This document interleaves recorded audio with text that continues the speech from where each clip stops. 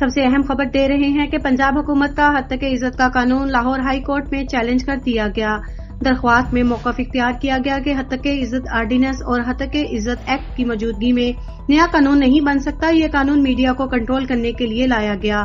صحافی جعفر احمد یار اور راجہ ریاض نے ایڈوکیٹ ندیم سرور کے لیے چیلنج کر دیا۔ درخواست میں وزیر اعلیٰ پنجاب اور گورنر پنجاب کے ذریعہ پرنسپل سیکرٹری اور پنجاب حکومت کو فریق بنایا گیا۔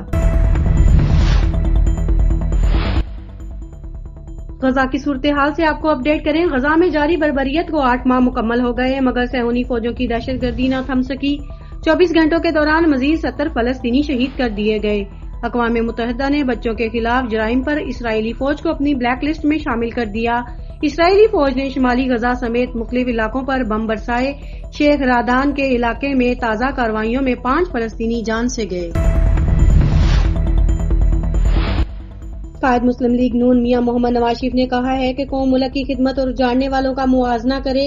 مری میں سینٹ میں پارلیمانی پارٹی کے ارکان سے گفتگو کرتے ہوئے میاں نواز شریف کا کہنا تھا، میں نے دن رات پاکستان کی خدمت کی ہے۔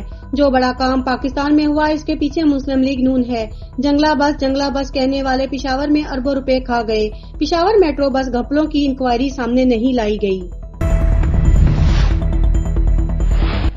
وزیر اعلیٰ خیبر پختونخوا علی امین گنڈاپور نے کہا کہ جب تک زندہ ہوں فاٹا پاٹا پر کسی کا باپ بھی ٹیکس نہیں لگا سکتا۔ وزیر اعلیٰ خیبر پختونخوا علی امین گنڈاپور نے سوات میں جلسے سے خطاب کرتے ہوئے کہا کہ ہم بانی پی ٹی آئی کی وجہ سے خاموش ہیں۔ خدا کی قسم اگر ہم نکلے تو تمہاری داستان بھی نہیں رہے گی۔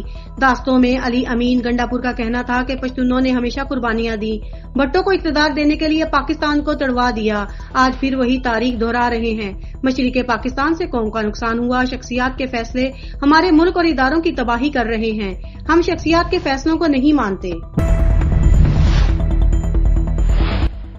وزیر اعظم محمد شہباز شریف نے کہا ہے کہ پاکستان سرکاری خرچ پر 1000 طلباء و طالبات کو زراعت کے جدید تربیت کے لیے ینگولنگ ایگریکلچر ڈیمانسٹریشن بیس بھیجنے کا فیصلہ کیا۔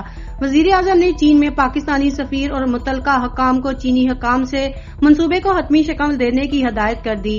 وزیر اعظم کی نارتھ ویسٹ ایگریکلچر اور فارسٹری یونیورسٹی کو پاکستان میں کیمپس کھولنے کی دعوت دی۔